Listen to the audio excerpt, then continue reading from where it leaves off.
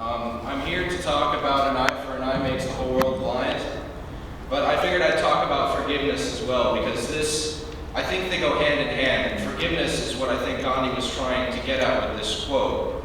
So I'd like to restate James 5:16, which we heard earlier.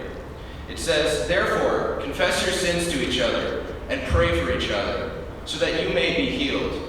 The prayer of a righteous man is powerful and effective." Well, to start, I think we need to know what is forgiveness. Many people know what forgiveness is, but I don't think they understand. Forgiveness doesn't mean that the way you were wronged is okay, and the fact that you were wronged is okay. It doesn't mean that you condone the way you were hurt. But what I think it does mean is that you accept and you admit to yourself that you don't need to get revenge. You don't need to get back to make things better. I think forgiveness is almost a kind of peace, a sort of energy you feel inside you that is more important than anything else. The Mayo Clinic actually has stated that there are some physical benefits to forgiveness, and I'd like to just state a couple of these. There's lower blood pressure, stress reduction, less hostility, better anger management skills, lower heart rate, lower risk of alcohol and substance abuse, fewer depression symptoms, fewer anxiety symptoms, reduction in chronic pain, more friendships, healthier relationships, greater religious or spiritual well-being, and improved psychological well-being. So I think the reason to forgive is almost selfish, but it's not the bad kind of selfish, it's the good kind of selfish. It's the kind of put on your own oxygen mask before helping those around you type selfish. I'd like to talk about two examples of hatred in the Middle East that happened in the 80s. First, I'd like to talk about is the Hama massacre that happened in Hama, Syria. The president, Hafez al-Assad, believed there were 200 rebels in a town, the town of Hama. The president later went in and killed 30,000 people. He eradicated 30,000 people in the town because of these two rebels. This is not even a massacre, this is a genocide. I'd like to talk another about Halabja, Iraq. In 1988, Saddam Hussein used the largest chemical attack on a civilian area in modern history.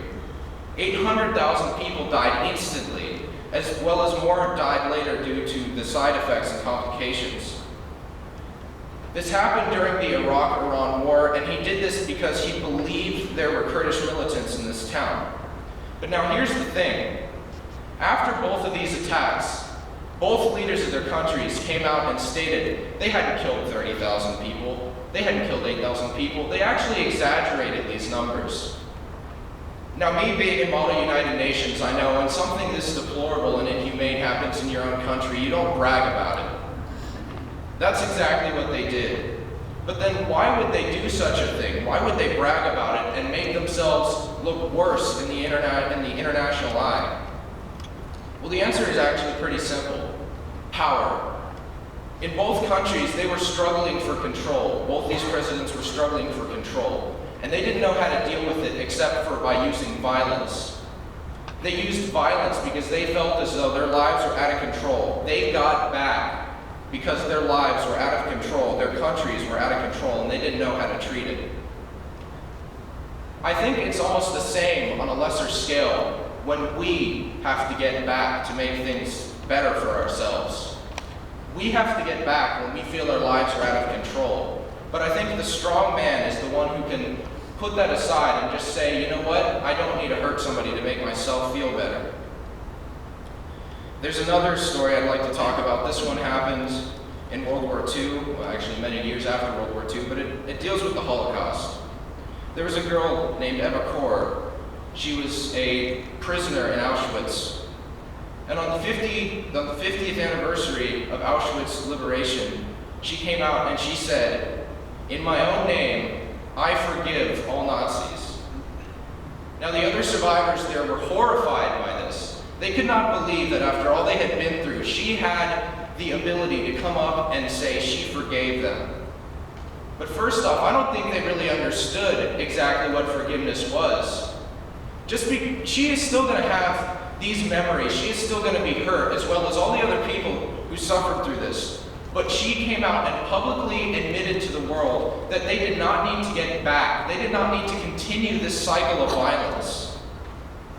She was still scarred, of course, from it. In no way did she condone what they did. I don't know how anybody could. But she put herself past it and admitted that revenge and violence is not the answer. I'd like to close with a quote, another quote by Mahatma Gandhi. He said, "The weak can never forgive. Forgiveness is the attribute of the strong." So when you leave here today, I want you to ask yourself the next time a situation occurs, do you want to be the strong one and put yourself above it and end the violence and the hurting? Or do you want to break under the pressure and hurt back to make yourself feel better? Thank you.